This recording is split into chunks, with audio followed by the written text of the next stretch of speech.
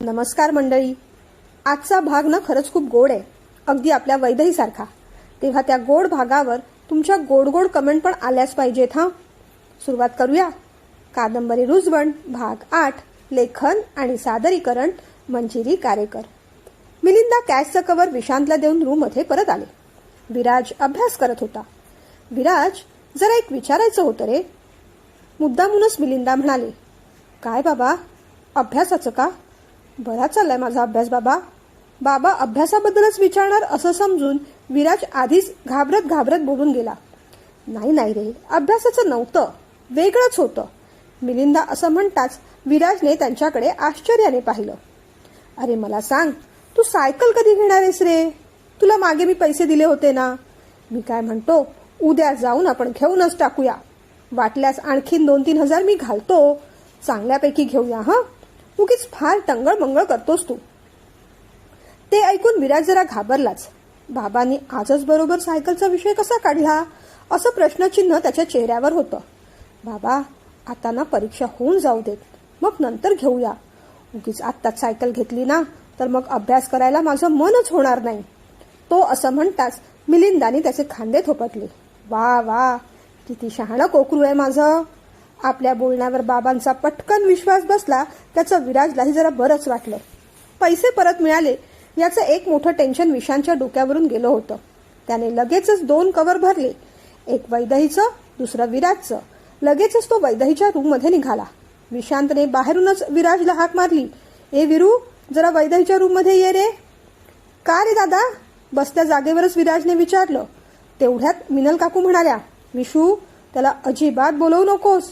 अरे अभ्यासच करत नाही तो. अगं काकू, अभ्यास घेण्यासाठीच बोलवतोय त्याला. विरू, पुस्तकं पण घेऊन ये रे तुझी. असं म्हणत विशांत पुढे निघून गेला. दादाने बोलवले म्हणजे नक्कीच काहीतरी मस्त प्रोग्राम असणार असं समजून विराजने समोरची 2 पुस्तकं उचलली आणि तो वैदहीच्या रूममध्ये पोहोचला.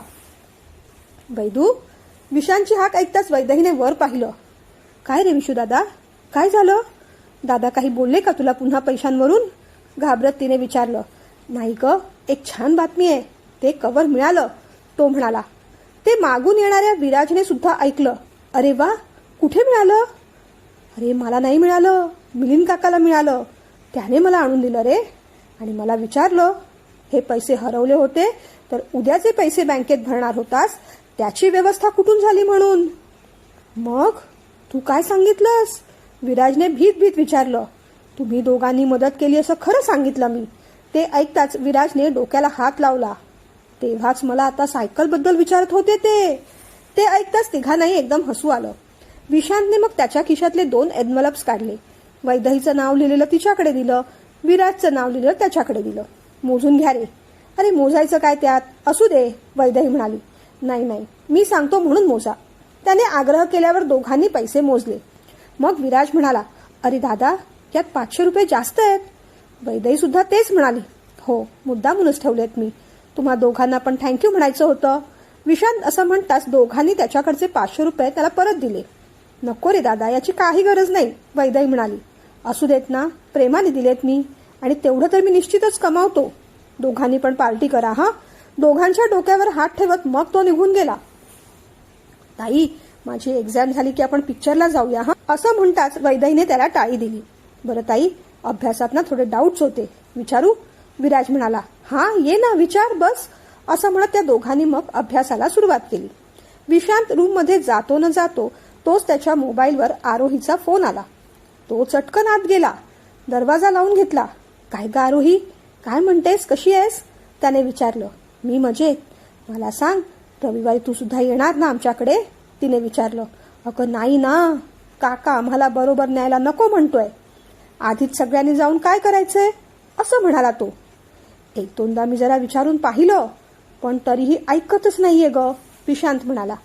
आरोही मग थोडी नाराज झाली. तू आला असतास तर तेवढी भेट झाली असती. बोलणं तर झालं नसतं, पण निदान तुला पाहता तरी आलं असतं ना. आरोही असं म्हणताच त्याच्या चेहऱ्यावर एक छान स्माईल आली. हो ना, मला पण तुला भेटावंसं वाटतं, बोलावंसं वाटतं ग, निदान पाहावंसं तरी वाटतं. पण काय करायचं, ये जमाना बहुत जालिम है मेरी जान.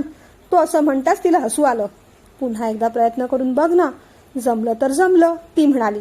करीन मी, पण नाही जमलं तर आपण भेटूया ना. कधी भेटूया सांग मला, तो म्हणाला. भेटू, लवकरच भेटू. आधी हा रविवारचा प्रोग्राम तर होऊन जाऊ देत, ती म्हणाली. बरं. मग थोडा वेळ इकडच्या तिकडच्या गप्पा मारून दोघांनी फोन ठेवून दिला. एका अर्थी विश्रांती येत नाही ते बरंच आहे. उगीच आधीपासूनच कुणाला संशय आला तर फारच गोंधळ होईल असं आरोहीला वाटून गेलं. आदिराज देवदादाने सांगितलेल्या त्या घुबडाच्या गोष्टीचा विचार करत राहिला. हा देवदादा पण ना काहीतरी वेड्यासारख्या गोष्टी सांगत बसतो. मी काय घुबड आहे का? त्या घुबडाला रात्रीचं दिसतं, दिवसा दिसत नाही. अरे पण मला दिवसा दिसतं ना. काहीतरीच असतं ह्याचं. गोष्ट सांगेल ती सांगेल, वर त्याचा मतितार्थ पण विचारेल. बरं, आपण सांगितलेला मतितार्थ कधीच बरोबर नसतो. त्याचं करेक्शन करून हा काहीतरी भलतंच बोलेल. खरं तर मी सुद्धा याला बोलू शकलो असतो. त्या गोष्टीतला घुबड मी नाही, तूच आहेस. तूच कधी कुणाचं ऐकत नाहीस.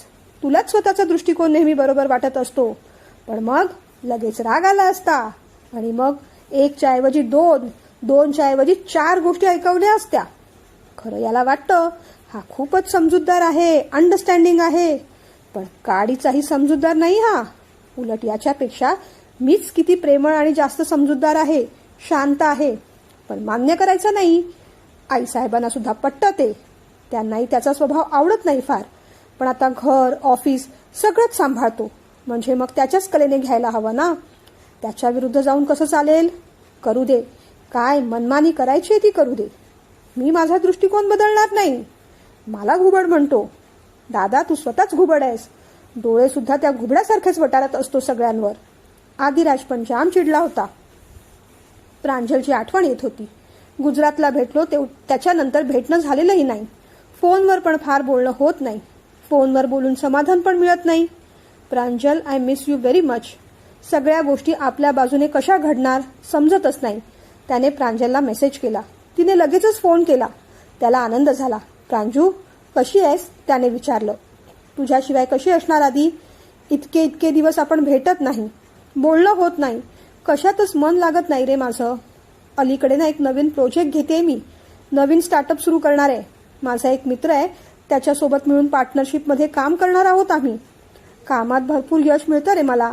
यश नाही ते प्रेमात. ती इमोशनल झाली. असं नको ना म्हणूस प्रांजू. हे बघ, काल मी देवदादाशी आपल्या नात्याबद्दल स्पष्ट बोललो. तू प्रांजलला एकदा भेटून घे असंही म्हटलं. पहिल्यांदा तो तयार नव्हताच, पण मी पुन्हा फोर्स केला. तेव्हा एवढंच म्हणाला, सध्या तरी या प्रश्नाचं माझ्याकडे उत्तर नाही. पण यावेळेस अगदीच नकार दिला नाही त्याने.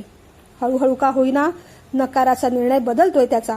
मला खात्री आहे एकदा का तो तुला भेटला ना की मग त्याचंही मत नक्कीच बदलेल. पण भेटायलाच तर तयार होत नाही ना तो. आणि मला फार फोर्सही करता येत नाही. तुला म्हटलं होतं ना, आईसाहेबांचं ऑपरेशन आहे आणि त्याच्यासुद्धा लग्नाचं पाहतायत घरी. या 2 गोष्टी एकदा मार्गी लागल्या की मग पुन्हा त्याच्याकडे विषय काढीन हा मी. हे बघ प्रांजू, सगळेच ऑप्शन बंद झाले तर आपण कोर्ट मॅरेज करूया, पण आपण वेगळं नाही व्हायचं, तो म्हणाला. हो आदी, मी दुसऱ्या कुणाशीही लग्न करणार नाही. मला फक्त तुझ्याबरोबरच राहायचंय. आयुष्यभर हा जन्म आणि पुढचे 7 जन्म सुद्धा, प्रांजल म्हणाली. दुसऱ्या दिवशी वैदही आरोहीची लेक्चरसाठी वाट पाहत होती. आरोही, आज लेक्चर झाल्यावर माझ्या घरी येशील ना? प्रोजेक्ट पूर्ण करायचे आपल्याला, वैदही म्हणाली. पण आरोही शांतच होती, काही बोलत नव्हती. वैदहीने पुन्हा तोच प्रश्न केला. मग आरोही एवढंच म्हणाली, लेक्चर प्रॅक्टिकल होऊ दे, मग बोलते तुझ्याशी. प्रॅक्टिकल झाल्यानंतर दोघी खाली आल्या. वैदही, ड्रायव्हर काका न्यायला येतील मला. मी तुला ड्रॉप करते आणि मग पुढे जाते. अगं पण तू माझ्या घरी येणार होतीस ना, मग ड्रायव्हर काकांना कशाला बोलावून घेतलंस? वैदहीने विचारलं. येणार होते, पण परमिशन मिळाली नाही ना, जरा नाराजीनेच आरोही म्हणाली. का परमिशन मिळाली नाही? आईसाहेब नको म्हणाल्या, तिने जरा भीत विचारलं. तरीही आरोही शांतच होती. मी बोलू का त्यांच्याशी? त्या तर किती चांगल्या आहेत. मी त्यांना समजावून सांगते ना की आपल्यासाठी हे प्रोजेक्ट किती महत्वाचं आहे ते. आपण दोघींनी मिळून केलं तर लवकर पूर्ण होईल. तू फोन लावून दे, मी बोलते त्यांच्याशी. माझी खात्री आहे माझं म्हणणं त्या डावलणार नाहीत. नको काळजी करूस, तू फक्त फोन लावून दे ग. अजिबात घाबरू नकोस. अशी परवानगी घेऊन देईन मी तुला. आणि आपण अभ्यासासाठी भेटतोय ना, मग एवढं काय घाबरायचं त्यात? मी करीन त्यांना कन्व्हिन्स. असंही आमच्या घरी कुणाला कन्व्हिन्स करायचं असेल तर माझे दोन्ही भाऊ मलाच सांगतात. या कन्व्हिन्स करण्याच्या विषयात तरी माझी तयारी एकदम पक्की आहे, वैदेही कौतुकाने सांगत होती. मुख्य म्हणजे वैदेहीला आईसाहेबांचा स्वभाव माहीत होता. कदाचित आपल्या घरी आरोहीला जरा ऑकवर्ड वाटेल म्हणून त्यांनी कदाचित नकार दिला असेल. पण आपण त्यांना नीट समजावून सांगू की वाटल्यास आरोहीला पुन्हा घरी आणून सोडते, मग तर त्या नक्कीच नकार देणार नाहीत. काय झालं, फोन लावतेस ना, वैदेहीने असं विचारल्यावर आरोही म्हणाली. आईसाहेबांनी नकार दिलेला नाही, दादाने दिलाय. त्याच्याशी बोलतेस तू? दादाने? कोणत्या? भीत वैदेहीने विचारलं. देवदादाने. मग वैदेहीच्या पापण्यांची उघडझाप काही क्षण तशीच थांबली. ती पाहतच राहिली. एकदमच विचारात निघून गेली. बोलतेस? देऊ लावून फोन? कदाचित तुझं म्हणणं ऐकेल पण तो. थांब लावते मी. आरोही असं म्हणताच मग वैदेहीने तिचा हात धरला. नको नको, त्यांना नको. तो पेपर ना जरा कठीणच आहे. मुख्य म्हणजे त्या विषयाचा मी कधी अभ्यास केलेला नाही ग. आरोही गोंधळून तिच्याकडे पाहत राहिली. अगं, म्हणजे त्यांच्याशी मी कधी बोललेले नाही ना, वैदेही म्हणाली. मग बोल की आज. देवदादा ऐकेल तुझं कदाचित. का तू पण माझ्यासारखी घाबरतेस त्याला? आरोहीने जरा काळजीनेच विचारलं. छे छे, असं मी कुणालाही घाबरत नाही, पण अजून तेवढी ओळख नाही ना, मग डायरेक्ट कसं बोलणार, वैदेही म्हणाली. काही नाही, डरपोक, तुझी भीती तुझ्या चेहऱ्यावर स्पष्ट दिसते. जाऊच दे, ड्रायव्हर काका बाहेर आले असतील, जाऊ आपण आपापल्याच घरी. मग वैदेहीने पण फार तिचा मुद्दा स्पष्ट करायचा प्रयत्न केला नाही. बरं, मला सांग वैदेही, रविवारी तू आमच्याकडे येणार ना, तेव्हा थोडा वेळ डिस्कस करूया प्रोजेक्टचं. तेव्हा ना मी तुला माझी रूम पण दाखवीन आणि माझी स्ट्रॉबेरी पण. खूप गोड आहे ती, आरोही म्हणाली. चालेल, तू जर आज आमच्याकडे आली असतीस ना तर माझ्या सहदेवशी पण भेट घालून देता आली असती तुझी. पण तू काळजी नको करूस, आज नाही जमलं, पुन्हा केव्हा तरी नक्कीच जमेल, वैदेही म्हणाली. वैदेही, एक विचारू का ग, आरोहीने विचारलं. अभ्यासाचं? नाही ग, अभ्यासाचं नाही, लग्नाच्या बाबतीत आहे. ते ऐकून वैदेहीचं टेन्शन जरा वाढलंच. काय विचारायचंय? देवदादा आणि आईसाहेब तुला पाहायला आले ना, तेव्हा तुला नेमकं काय वाटलं ग? म्हणजे भीती, टेन्शन की आनंद? वैदेही मग जरा शांतच झाली. खरं सांगू आरू, थोडा रागच आला होता. म्हणजे मला लग्न करायचं नव्हतं ना म्हणून. मग थोडी भीती पण वाटली. त्याच्यानंतर मग थोडं टेन्शन पण आलं आणि त्यांच्याशी बोलताना थोडी लाज पण वाटली ग, वैदेही म्हणाली. त्यांच्याशी म्हणजे कुणाशी ग? आरोहीने मुद्दामूनच विचारलं. अगं, सगळं कसं सांगावं लागतं तुला? त्यांच्याशी म्हणजे तुझ्या दादांशी. बोलताना वैदेही थोडी लाजली. अय्या वैदू, किती गोड लाजलीस तू, आरोही म्हणाली. आरोही, मला नाही बोलायचं तुझ्याशी, तू फार चिडवतेस, वैदेही लटक्या रागाने म्हणाली. बरं बरं, आता नाही चिडवणार, पण मला सांग, तुमचं काय बोलणं झालं? दादाने तुला काय काय विचारलं? तू त्याच्याशी काय काय बोललीस? सगळं खरं सांग मला. आरोहीला सगळं डिटेलिंग हवं होतं. खरं सांगू आरू, खास काही बोलणं झालंच नाही. त्यांनी डायरेक्ट तो गुंडाचाच विषय काढला. मी त्यांना गुंड का म्हणाले असंच सारखं विचारत होते. मग मी फार गोंधळले ग. त्यात त्यांच्यासोबत एकटीने रूममध्ये बसायचं म्हणजे जीव नुसता वर खाली होत होता. त्यांच्या धारधार आवाजाची, नजरेची फार भीती वाटली मला. फार काही बोलू शकले नाही मी. उलट घाबरून म्हटलं, मी तुम्हाला असं वेडवाकडं म्हणाले, तुम्हाला राग आला असेल तर नकार द्या मला. काय असं म्हणालीस तू? हो हो, असंच म्हणाले मी. पण अरू, ही गोष्ट कुणाला बोलू नकोस हा. मी तुला ना माझी मैत्रीण समजते म्हणून सगळं खरं बोलते तुझ्याकडे. तू नाही ना सांगणार कुणाला? भीत वैदेहीने विचारलं. नाही सांगणार वैदू, खरं सांगू, आता आपण दोघी एकमेकींच्या चांगल्या मैत्रिणी झालेलो आहोत. शिवाय आपलं नातं सुद्धा आता बदलणार आहे ना. तू माझी नणंद होणार, आरोही चुकून बोलून गेली. आरू, मी तुझी नणंद नाही होणार, मी वहिनी होणार, तू माझी नणंद होणार. आरोही जरा चपापलीच. तेच ते ग, एकच आहे ते, ती म्हणाली. ते सगळं जाऊ दे, मला सांग, त्यावर देवदादा काय म्हणाला? त्या प्रश्नावर मग वैदेही थोडी शांतच झाली. काय ग, काय म्हणाला तो? चिडला असेल ना, आरोहीने जरा टेन्शनमध्येच विचारलं. नाही, फार चिडले नाहीत. मला म्हणाले, एवढं म्हणून वैदेही पुन्हा शांत झाली. काय म्हणाला? आरोहीची उत्सुकता आता शिगेला पोचली होती. मला म्हणाले, वैदेही पुन्हा शांत. अगं बोल ना पटकन, काय म्हणाला ते? आरोही वैतागली तशी वैदही मग पटकन बोलून गेली. मला म्हणाले, मी नकार देणार नाही, मला आवडलीस तू. मग मात्र आरोहीची स्माईल जरा मोठीच झाली. खरंच असं म्हणाला तो? लाजून वैदहीचा चेहरा लाल लाल झाला होता. नजर जमिनीला टिकून होती. वैदू, त्या दिवशी तुमचं बोलणं झालं नसेल फार, पण रविवारी मन मोकळेपणाने बोलून घ्या, तिची हनुवटी वर करत आरोही म्हणाली. थोडी भीती वाटते, लाज वाटते मला. हा बघण्याचा वगैरे कार्यक्रम असतो ना, फार डेंजर असतो ग. फार फार भीती वाटते. त्यात साडी नेसा, त्या लोकांसमोर जाऊन बसा, त्यांच्या प्रश्नांना उत्तरं द्या, त्यांना काही प्रश्न विचारा. डोकं चालतच नाही, वैदही म्हणाली. तू त्या दिवशी साडी नेसलेलीस? आरोहीने आश्चर्याने विचारलं. हो नेसले होते, पण मग फारच टोचू लागली मला ती. मग चेंज करून ड्रेस घातला, पण त्यावर माझे बाबा म्हणजे आमचे दादा खूप भडकले. आता रविवारी साडी नेसून यावं लागणार आहे मला तिथे. खरं सांगू, हे सगळं ना मला नको वाटतं. आपलं घर सोडून दुसरीकडे राहायला जायचं, तिथल्या लोकांमध्ये मिसळायचं, सगळ्यांशी जुळवून घ्यायचं, माहीत नसलेल्या ओळख नसलेल्या जोडीदाराबरोबर संसार करायचा. खूपच भीती वाटते. असं वाटतं जमेल ना सगळं? वैदही खरंच खूप घाबरली होती. जमेल ग, किती गोड आहेस तू, आणि आपल्याकडे सगळे चांगले आहेत.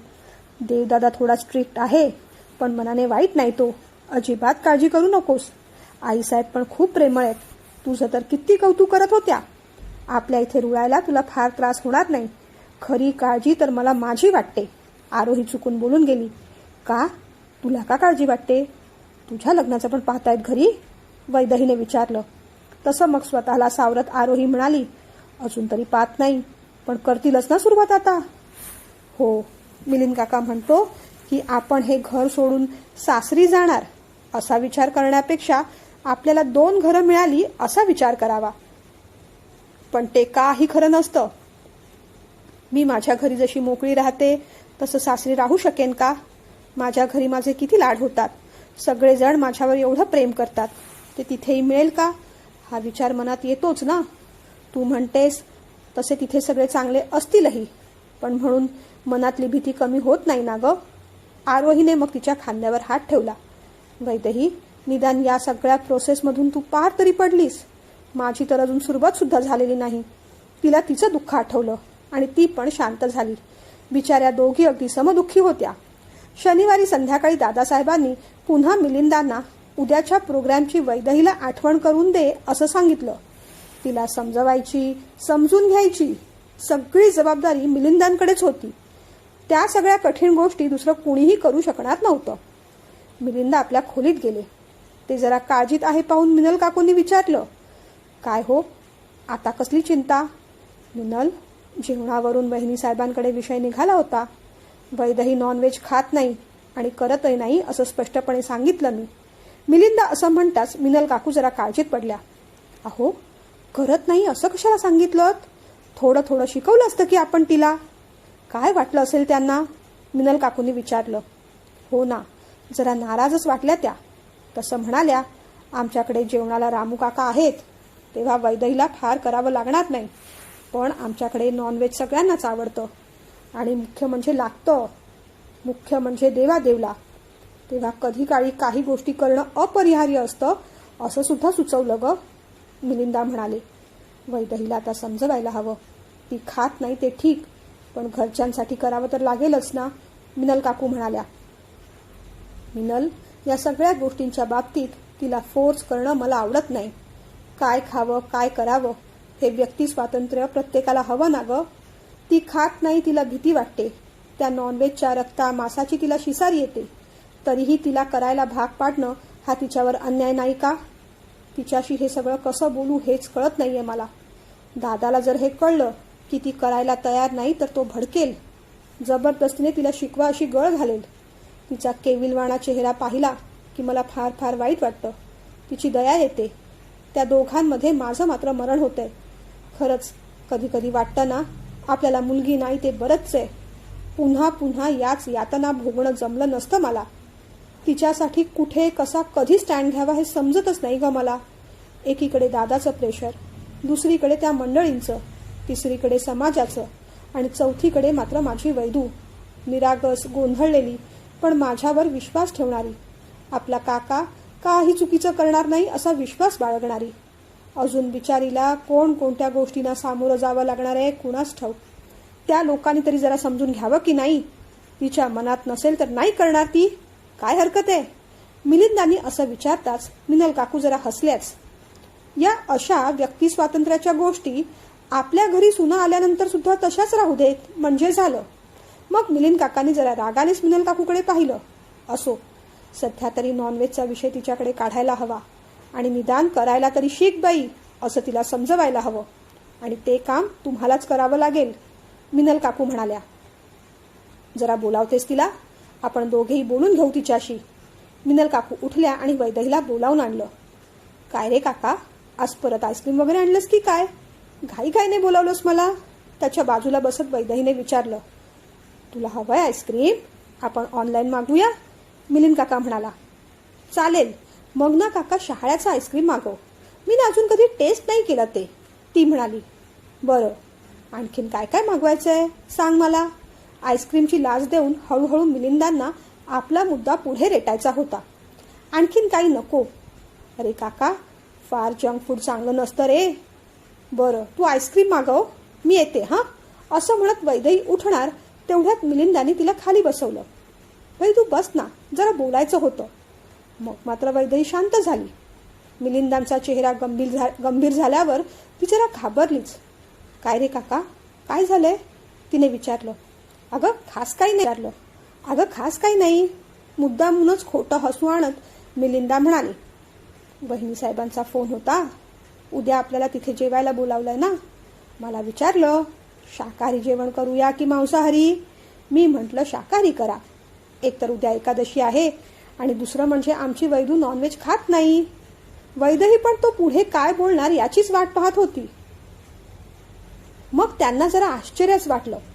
त्या म्हणाल्या, तुमच्याकडे सगळे खातात, वैदही एकटीच खात नाही, असं कसं?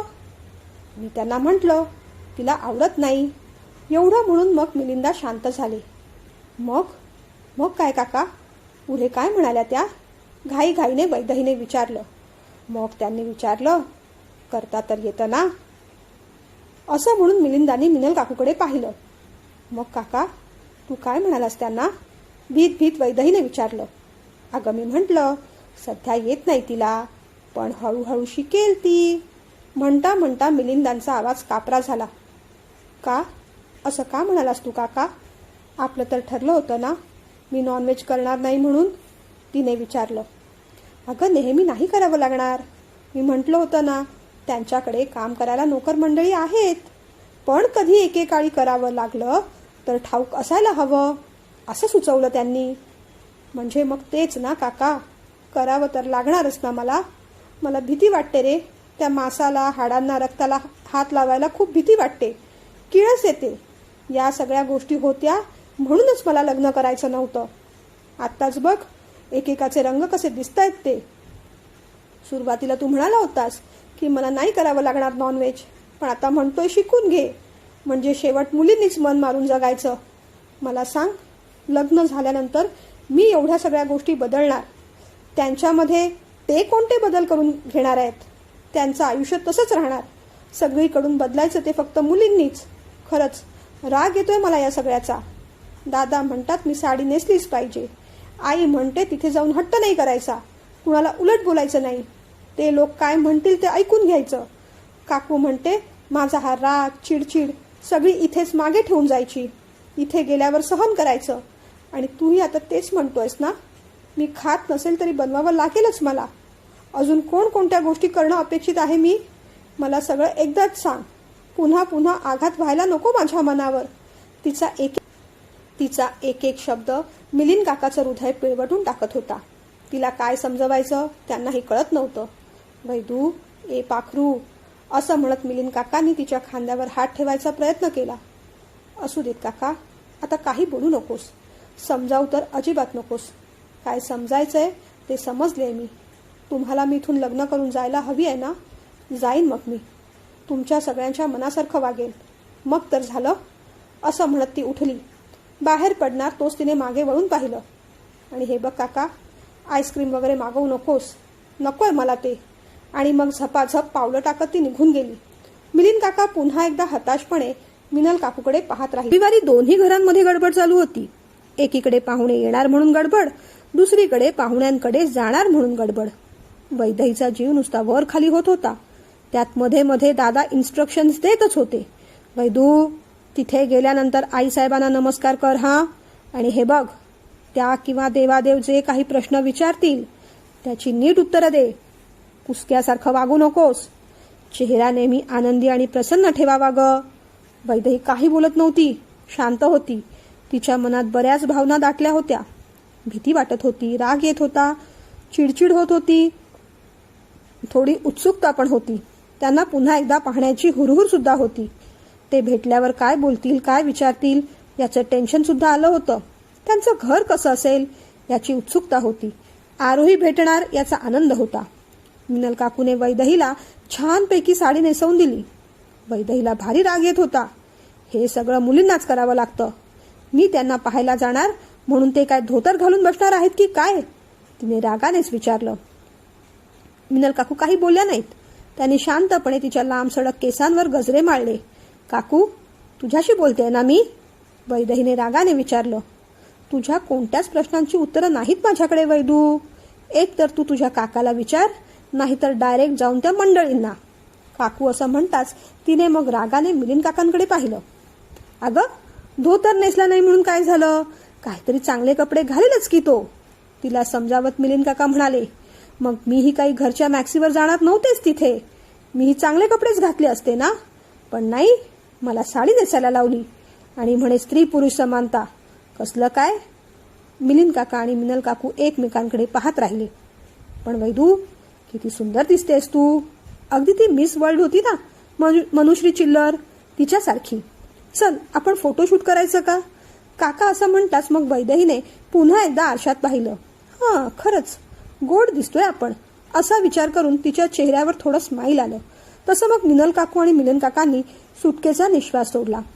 काल झालेला मूड ऑफ थोडा थोडा मूड ऑन होतोय हे पाहून मिलिंदांना जरा बरंच वाटलं.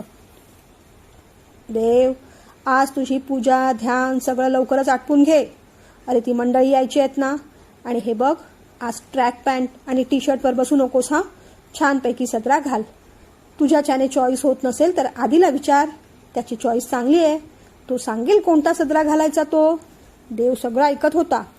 या सगळ्याची खरंच काही गरज आहे का, त्याने विचारलं. अरे, आता काही वेळापूर्वीच तू म्हणाला होतास ना, आईसाहेब, आज तुम्ही जसं म्हणाल तसंच होईल.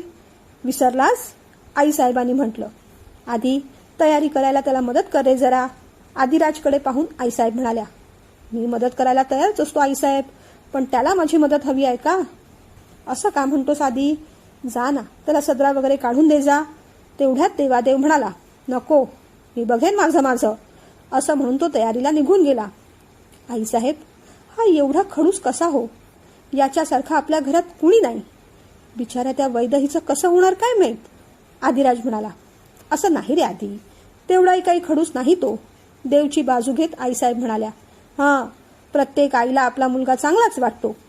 तो एवढं बोलेपर्यंत मिलिंदांची हाक ऐकू आली. वहिनीसाहेब, येऊ का आत. अरे मिलिंदा, या ना या. पटकन वहिनीसाहेब पुढे झाल्या. आदिराज पण उठला. आवाज ऐकून आरोही पण बाहेर आली. सगळ्यांनी हसून स्वागत केलं. आईसाहेबांची नजर वैदेहीवरून हटतच नव्हती. साडीत किती गोड दिसतेस वैदेही तू, त्यांनी तिच्या डोक्यावरून हात फिरवत म्हटलं.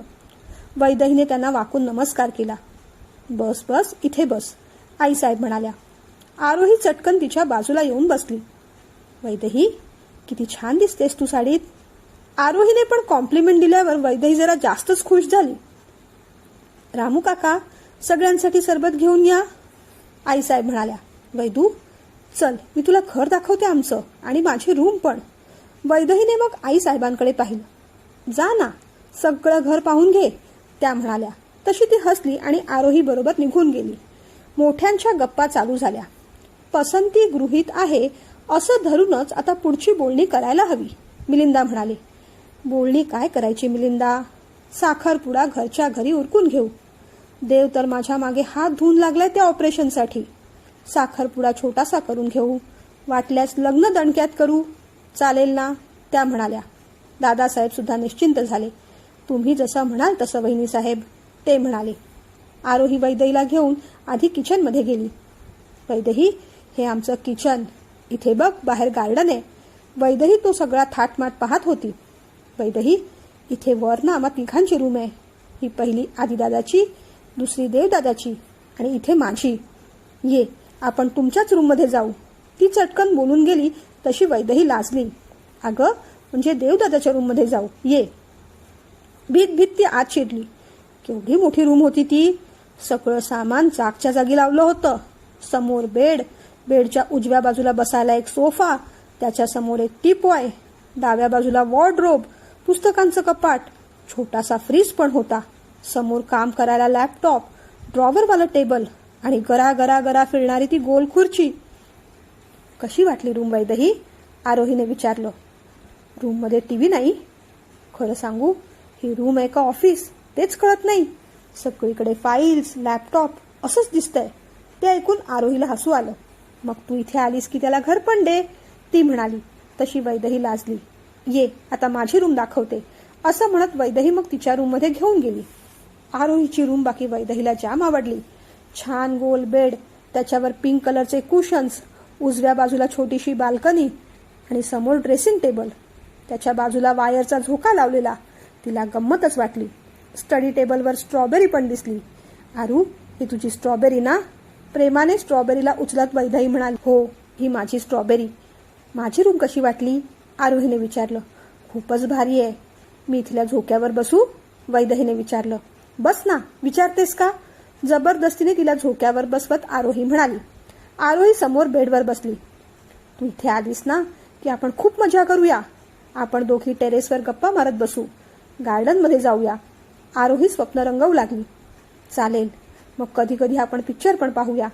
तुला माहिती आहे आरोही, मी आणि माझा धाकटा भाऊ विराज भूताचे पिक्चर पण बघतो. तो मस्तपैकी पॉपकॉर्न आणतो आणि आईस्क्रीम पण. मग आम्ही ते खाता खाता पाहतो. दर शनिवारी आमचा हाच कार्यक्रम असतो. वैदेही असं म्हणताच आरोही मग पाहू लागली. दर शनिवारी पिक्चर पाहता? हो, पण आमच्याकडे तसं नाही चालत. देवदादाला टीव्ही लावलेला आवडत नाही फार. भूताचे पिक्चर वगैरे पाहायला तर तो नाहीच म्हणतो. पॉपकॉर्न, चिप्स, आईस्क्रीम हे सगळं तर आमच्या घरी वर्जच आहे. ते सगळं ऐकून वैदेहीला जामच टेन्शन आलं. पण तू काळजी नको करूस.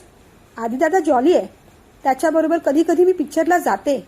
कधी कधी आम्ही मॉलमध्ये पण फिरायला जातो, आउटिंग करतो. तू आलीस ना की आपण दोघी त्याच्याबरोबर जाऊ, आरोही म्हणाली. तयारी करून देव खाली आला. तो आला पाहताच दादासाहेब उठले, नमस्कार केला. अरे अरे दादा, आपण उभे का राहिलात? बसा ना. म्हणजे काय देव, तू आता आमचा जावई होणार. आणि म्हणतात ना, जामाते दशमग्रह, नाईलाजाने का होईना त्याला मान द्यावाच लागतो बाबा. मिलिंदा असं म्हणताच सगळेजण खो खो हसले. देव मग मिलिंदांच्या बाजूला जाऊन बसला. खरेदी कशी करायची, कुठून करायची, काय करायची, या बायकांच्या गप्पा चालूच होत्या. देवने सगळीकडे नजर टाकली. त्याला वैदेही कुठेच दिसली नाही. मग त्याची चुळबुळ सुरू झाली. हळू आवाजात त्याने मिलिंदांना विचारलं. मिलिंदा, तुम्ही एवढेच जण आलात? हो रे, विराज आणि विशांतला काहीतरी काम होतं म्हणून नाही आले ते. तुला त्यांना भेटायचं होतं? मिलिंदाने आश्चर्याने विचारलं. अरे नाही रे, त्या दोघांचं मी काय लोणचं घालणार आहे? मग आणखीन कोण राहिलं? मिलिंदाने विचारलं. अरे, तुझं फुलपाखरू कुठे आहे? तो असं म्हणताच मिलिंदांना हसू आलं. ती आली आहे रे, आरोही ताईंबरोबर त्यांच्या रूममध्ये गेली आहे. तो असं म्हणताच मग देवादेवचा जीव जरा भांड्यात पडला. बरं, मी जरा आरोहीकडून माझं चार्जर घेऊन येतो. मोबाईलचं चार्जिंग कमी झालंय माझ्या. मुद्दामूनच देव मोठ्याने म्हणाला. जा जा, मोबाईलला पण चार्ज करून घे आणि स्वतः पण चार्ज हो, मिलिंदा म्हणाले. देवने जरा रागानेच त्यांच्याकडे पाहिलं. तो आरोहीच्या रूममध्ये पोहोचला. आरोही, तू माझ्या घरी आली असतीस ना तर प्रोजेक्ट करायला आपल्याला बरं पडलं असतं, वैदेही म्हणाली. हो ना, पण दादा पाठवतच नाही ना. का करतात असं ते? पाठवायला काय हरकत आहे? एवढं कुसत्यासारखं कुणी वागतं का? वैदेही एवढं म्हणाली आणि देव आत आला. आरू, देवने हाक मारली तशी आरोही उठली. वैदेही सुद्धा धडपडत उठली. काय दादा? अगं, चार्जर घ्यायला आलो होतो मी, वैदेहीकडे पाहत तो म्हणाला. त्याची नजर वैदेहीवरून हटेच ना. ती बिचारी गडबडली. आपण यांना कुसके म्हणालो या विचारानेच तिला भीती वाटू लागली. आरोहीने चार्जर त्याच्या समोर धरलं. दादा, घेतोयस ना चार्जर? हो हो.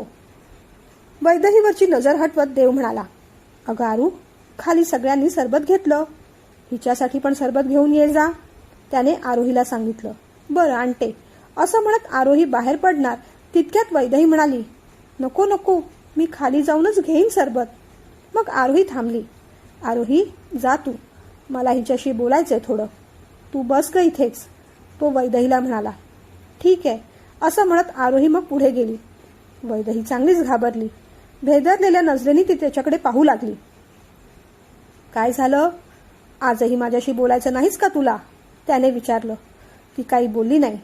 ती आता जास्तच घाबरली आहे पाहून मग त्याने आपला स्वर जरा चेंज केला. हळूवारपणे त्याने विचारलं, बरं मला सांग, आमचं घर पाहिलंस का तू? हो, ती म्हणाली. मग आमचं घर कसं वाटलं तुला? काय काय आवडलं त्यात? त्याने प्रेमाने विचारलं. छान आहे. ती मोजून मापूनच बोलत होती. अगं पण काहीतरी आवडलं असेल ना, जसं की गार्डन, टेरेस, माझी रूम, आरोहीचा बेड किंवा आणखीन काहीतरी? त्याने विचारलं. आरोहीचा झोका आवडला खूप. झोक्याकडे बोट दाखवत ती म्हणाली. मग त्याला हसायलाच आलं. झोक्यात बसायला आवडतं तुला? त्याने विचारलं. तिने मानेनेच हो असं सांगितलं. मग बस ना, उभी का? झोक्यावर बस तू, तो म्हणाला. नको नको, असू देत. अगं बस, एवढं घाबरायचं आणि लाजायचं काय त्यात? बस. त्याच्या त्या तीव्र आवाजाची तिला भीतीच वाटली जरा. साडी कशी बशी सावरत ती पुन्हा त्या झोक्यावर बसली. खरं तर तो यायच्या आधी ती छान झोके घेत होती, पण आता त्याच्यासमोर झोके घ्यायची काही हिंमत होईना. जमिनीला पाय घट्ट लावूनच झोका हलणार नाही याची खबरदारी घेत अंग चोरून ती बसली. त्या दिवशी आपल्याला फार बोलता आलं नाही, नाही का? त्याने विचारलं. हो, त्या दिवशी जरा गुंड प्रकरणामुळे गोंधळच झाला होता माझा. पण आज तुम्हाला काही बोलायचं असेल तर बोला. त्या चिनू माशाची आणि मिनू माकडाची गोष्ट सांगायची असेल ना, तीही सांगा. त्या दिवशी राहिली होती ना? ती भाबडेपणाने म्हणाली. चिनू मासा आणि मिनू माकड नाही ग, चिनू माकड आणि मिनू मासा. हो, आज ती गोष्ट सांगणारच आहे तुला. तुला आवडतात गोष्टी? त्याने विचारलं. हो, खूप आवडतात, ती म्हणाली. छान छान. तर चिनू माकड झाडावर राहायचं.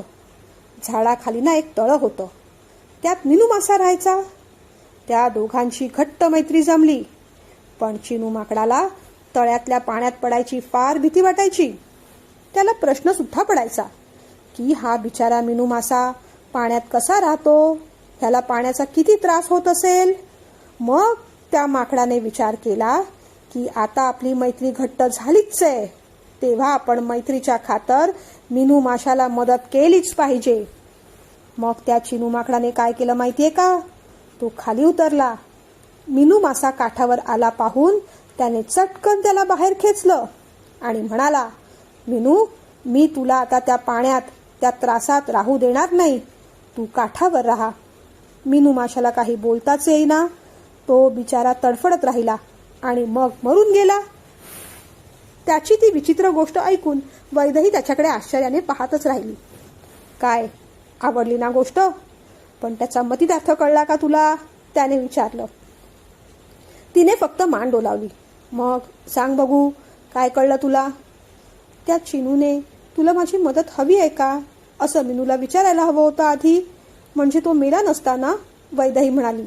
नाही, तसं नाही येते. त्याचा मतितार्थ असा आहे की मैत्री झाली म्हणजे कशाबद्दल, कुणाबद्दलही गैरसमज करून घेऊन आपल्या मैत्रिणीला किंवा मित्राला कोणती तरी मदत केलीच पाहिजे असा अट्टहास नसावा. हे त्या चिनू माकडाला कळायला हवं होतं. नाहीतर आपण आपल्या मित्रमैत्रिणींसाठी काहीतरी करायला जातो, मग गैरसमज होतात. कुणालाही भलं बुरं काय काय समजून बसतो. बरोबर ना? समजलं का काही?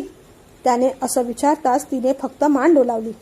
जामच बोरिंग वाटली ती गोष्ट तिला, पण आता काय बोलणार? ती बिचारी गप्पच राहिली. बरं, मला सांग, तुला काही बोलायचं आहे का? मला काही विचारायचं आहे का? त्याने विचारलं. नाही. बरं, मी काही प्रश्न विचारू का? त्याने असं विचारल्यावर तिची धडधड पुन्हा सुरू झाली. विचारू का? त्याने पुन्हा चढ्या आवाजात विचारल्यावर तिने मानेने हो असं सांगितलं. मला सांग, तुझे छंद कोणकोणते आहेत ग? म्हणजे अभ्यासाव्यतिरिक्त आणखीन काय काय करायला आवडतं तुला? मोकळेपणाने बोल, तो म्हणाला. ट्रॅव्हलिंग आणि नृत्य आवडतं. कथ्थक शिकले मी, ती म्हणाली. हो, छान छान. एखादा छंद, आवड हवीच माणसाला. ट्रॅव्हलिंग आणि नृत्य दोन्ही छान छंद आहेत. पण मला सांग, स्वयंपाकाची वगैरे आवड आहे की नाही तुला? म्हणजे हा प्रश्न खरं तर आईसाहेबांनी विचारायला हवा होता, पण त्या तुझ्या एवढ्या प्रेमात आहेत की असलं ते काही विचारणार नाहीत, म्हणून मीच विचारतोय, शांतपणे तो म्हणाला. ती काहीच बोलत नाही पाहून मग तो म्हणाला, बरं ठीक आहे, स्वयंपाकाची आवड दिसत नाही तुला फारशी. स्वयंपाकाची आवड असायलाच हवी असं काही नाही खरं तर. पण तुला स्वयंपाक बनवता येतो ना?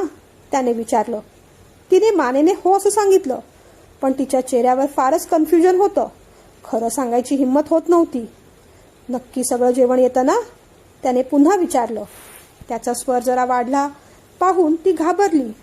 सगळं नाही येत, थोडं थोडं काकूकडून शिकणार आहे मी आता, ती म्हणाली.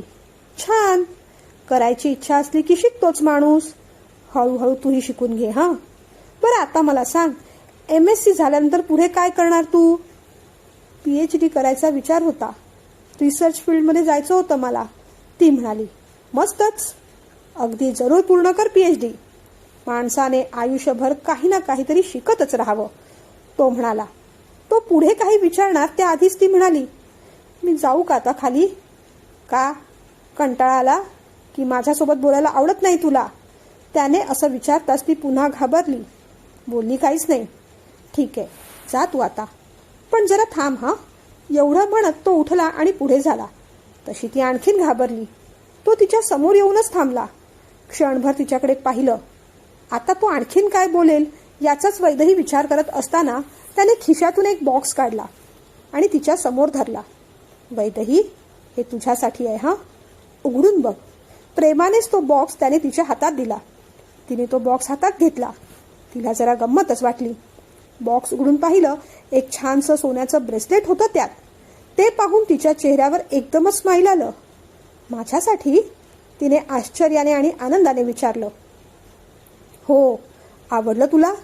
तिच्यावर आपली नजर खिळवत त्याने विचारलं. खूप छान आहे, म्हणजे खूपच छान आहे. याच्यावर 2 हार्ट्स पण आहेत ना? जरा लाजतच ती म्हणाली. तसा तो हसला. आज साडीत छान दिसतेस तू, हातात छान बांगड्या पण घातल्यास. तेव्हा आज काही हे ब्रेसलेट तुला घालता यायचं नाही. उद्यापासून घाल हं, तो म्हणाला. हो, थँक्यू, हसून ती म्हणाली. वेलकम. बरं, तुला जायचं असेल तर जा आता खाली. तो असं म्हणताच धडपडत साडी सांभाळत ती उठली आणि तेवढ्यातच बिचारीचा साड्यांच्या निर्यांमध्ये पाय अडकून तोल गेला. अगं सावकाश सावकाश वैदही, तो एवढं म्हणेपर्यंत तोल जाऊन ती त्याच्या मजबूत हातावर अगदी अलगद विसावली. अगं वैदही, आईसाहेब बोलावतायत तुला, असं म्हणत मिलिंदा वर आले. पाहतात तर काय, वैदही देवच्या हातांवर विसावली आहे. ती बिचारी स्वतःला सांभाळत सावरत स्थिर झाली. कशी बशी ती साडी नीट केली. ती सावरली आहे पाहून देवने पण मग आधारासाठी दिलेला हात अलगदच बाजूला केला. काय ग वैदू, ठीक आहेस ना पिल्लू? काकाने जरा काळजीनेच विचारलं. साडीमुळे पाय अडखळला काका, रडवेल्या आवाजात ती म्हणाली. खरं तर तिला लाज वाटली होती. लागलं नाही ना तुला फार? काकाने विचारलं. तिने मानेनेच नाही असं सांगितलं. ठीक आहे, आता खाली जा हं, आईसाहेब बोलावतायत तुला. कशी बशी स्वतःला सावरत लाजत ती बाहेर पडली. मिलिंदा मग देवकडे एकटक पाहत राहिले. देव बिचारा गडबडला. ए मिलिंदा, असं काय पाहतोस रे? मी काही नाही केलं. साडीत पाय अडकून तिची तीच पडली. मी फक्त सावरत होतो तिला. घाबरत देवने एक्सप्लेनेशन दिलं तसं मिलिंदानं हसू आलं. असंच आपल्या बायकोला सावरायचं असतं देव, एक्सप्लेनेशन द्यायची गरज नाही, ये खाली. मिलिंदा असं म्हणताच देवने मग एक सुस्कारा सोडला, गोड हसला आणि तोही मागोमाग खाली आला. आज अजाणतेपणी नकळत झालेला चोरटा स्पर्श दोघांनाही अगदी सुखावून गेला होता. पुढच्या भागात पाहूया.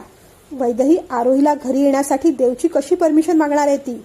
पण आरोही तिच्या घरी गेल्यानंतर आणखीन एक मोठा प्रॉब्लेम होणार आहे. पाहूया पुढच्या भागात.